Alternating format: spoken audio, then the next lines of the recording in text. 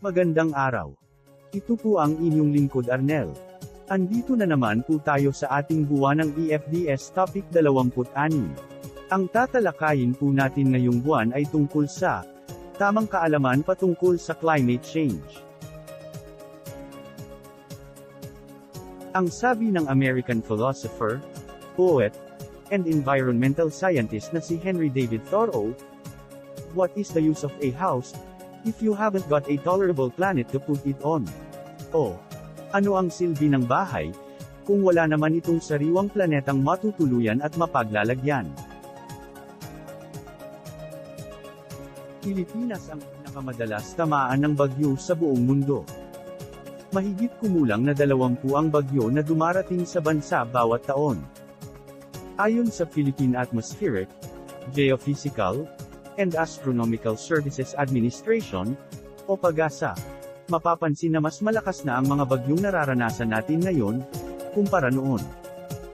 Tumaas din ang kategorya sa signal number ng mga bagyo ngayon, na umaabot na hanggang signal number 5, kumpara noong 1990s, na hanggang signal number 3 lamang.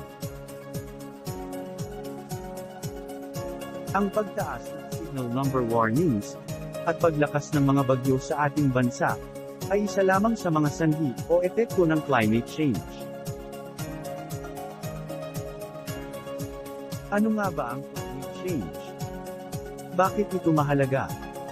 Paano tayo makakatulong bilang isang mamamayan sa paglutas o paghahanda hinggil sa epekto ng climate change? Sa EFDS na ito, ay aalamin natin ang mga kasagutan sa mga katanungan na ito.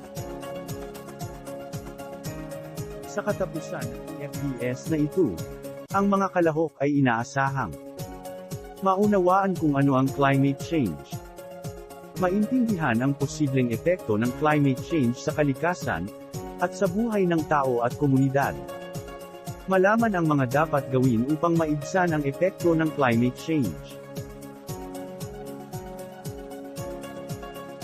Alin ang naiba? Una, pagmasdang mabuti ang 2 litrato sa ibaba.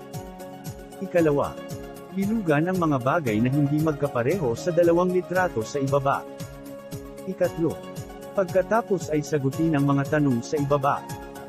Maaaring isulat ang mga kasagutan sa ating tala-arawan, at maaari din magkaroon ng diskusyon patungkol sa mga kasagutan, kasama ang ating pamilya.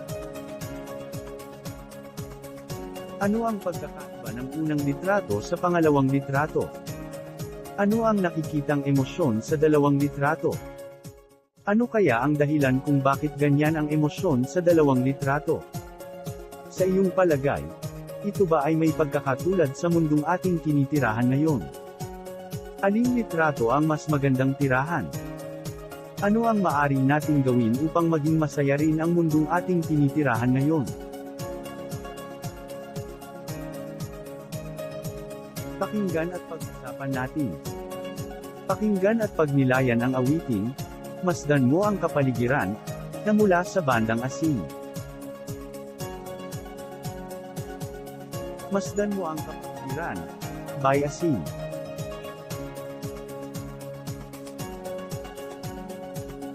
Wala ka bang napapansin sa iyong mga kapaligiran?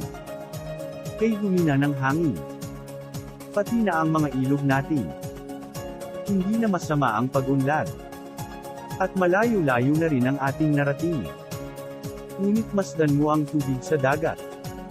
Dati kulay asul, ngayon naging itim. Ang mga duming ating ikinalat sa hangin. Sa langit, huwag na nating paabutin. Upang kung tayo'y pumanaw man, sariwang hangin, sa langit natin matitikman. Mayroon lang akong hinihiling. Sa aking pagpanaw, sana ay tag-ulan. Gitara ko ay aking dadalhin. Upang sa ulap na lang tayo magkantahan. Ang mga batang ngayon lang isinilang. May hangin pa kayang matitikman. May mga puno pa kaya silang aakyatin. May mga ilog pa kayang lalanguyan.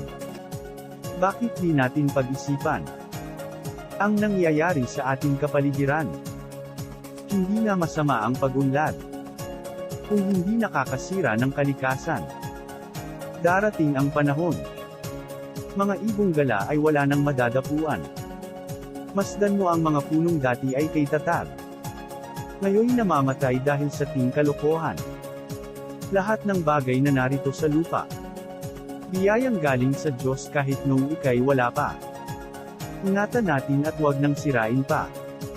Pagkat pag kanyang binawi, tayo'y mawawala na. Mayroon lang akong hinihiling. Sa aking pagpanaw, sana ay tag-ulan. Gitara ko ay aking dadalhin. Upang sa ulap na lang tayo magkantahan.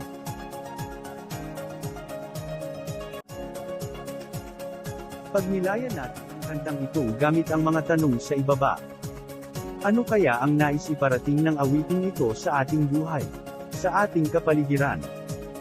Ano-ano ang maaaring gawin ng isang individual, pamilya o mamamayan upang maibsan ang climate change? Ano ang climate change? Base sa Republic Act 9729, o ang Climate Change Act of 2009, ang climate change ay tumutukoy sa pagbabago ng klima, sa isang pinahabang panahon, karaniwan ay dekada, o mas matagal pa, bilang resulta ng mga aktibidad ng tao.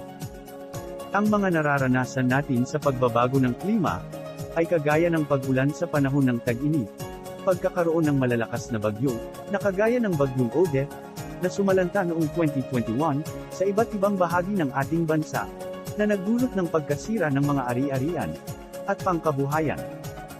Bagyong Yolanda noong 2013 na naging sanhi ng storm surge, kung saan ang tubig dagat ay umapaw, o tumaas sa normal na level ng tubig nito, at iba pa.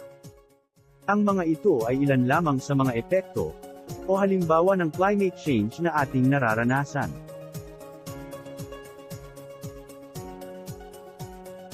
Ano ang sanhi ng climate change? Ayon sa mga eksperto, ang kadahilanan o sanhi ng mga nararanasan natin na climate change, o pabago-bago ng klima ay ang napakalaking pagtaas ng greenhouse gases, tulad ng carbon dioxide, methane, at nitrous oxide, na nagkukulong sa init ng mundo.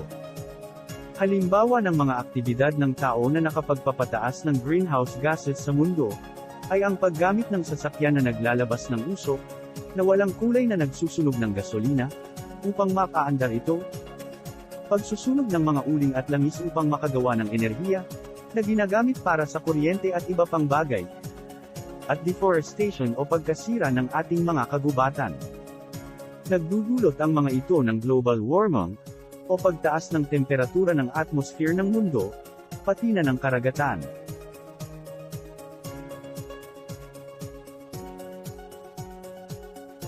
Ano-ano ang epekto ng climate change? Una, pagbaha sa iba't ibang lugar. Ikalawa, malalakas na bagyo.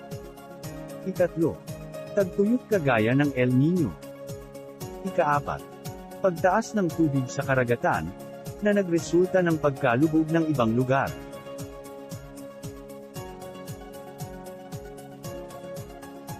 Ikalima, pabago-bago ng pattern ng klima. Ika-6, pag-init ng karagatan, na nagre-resulta ng pagkasira ng likas na yaman ng karagatan. Ika-7, pagdami ng mga sakit kagaya ng dengue, diarrhea, malnutrition, at iba pa. Ano ang mga posibleng gawin upang makatulong na maibsan ang climate change? Una, paghiwalayin ang mga nabubulok at hindi nabubulok na basura. Pwede natin itong gawin sa ating tahanan, at maaari rin itong gawing advokasya sa ating komunidad, sa pamamagitan ng pagpapaskil ng mga palatandaan sa ating mga pampublikong basurahan.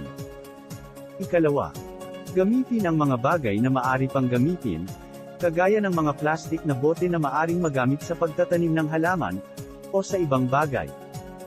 Ikatlo, iwasan ang paggamit ng pang-isahang gamit na plastik. Magdala tayo ng sarili nating mga bag, tulad ng eco bags, bayong, at iba pa, at mga pwedeng lagyan ng wet goods o isda, at karne tulad ng lalagyan ng ice cream. Ika-4, magtipid sa tubig at kuryente. Patayin ang ilaw at tubig kung hindi ginagamit. Ika-5, Magtanim ng mga halaman. Makakatulong din ang pagpapalago ng ating mga gulayan sa tahanan, at sa barangay. Ika-6. Iwasan ang pagsusunog o pagsisiga ng mga dumi, na nalikom sa labas ng bahay kagaya ng mga plastik, at mga tuyong dahon. Ika-7. Iwasan ang paggamit ng transportasyon, na gumagamit ng gasolina. Kung tayo ay may mga gamit kagaya ng motorsiklo, o katumbas man, at kung ang lugar na pupuntahan ay malapit lamang, piliing maglakad na lamang o gumamit ng bisikleta, upang makabawas sa pagsusunog ng gasolina. Ang paglalakad at pagbibisikleta ay maganda pa sa kalusugan at nakakaganda ng pangangatawan. Ika-8. Kung ang komunidad ay malapit sa dagat, maaring gawing proyekto ang pagtatanim ng mangrove o bakawan, upang maiwasan ang posibilidad ng sakuna mula sa pagtaas ng tubig. Maaaring makipag-ugnayan sa lokal na pamahalaan, at iba pang ahensya ng gobyerno para dito. Pagninilay. Para sa mga magulang. Noong kayo ay bata pa, ano ang katangian ng inyong kapaligiran at klima noon? Ano ang pagkakaiba nito sa ngayon? Naniniwala ba kayo sa climate change? Ano ang inyong maibabahagi upang makatulong sa pagharap at pag-iwas sa epekto ng climate change?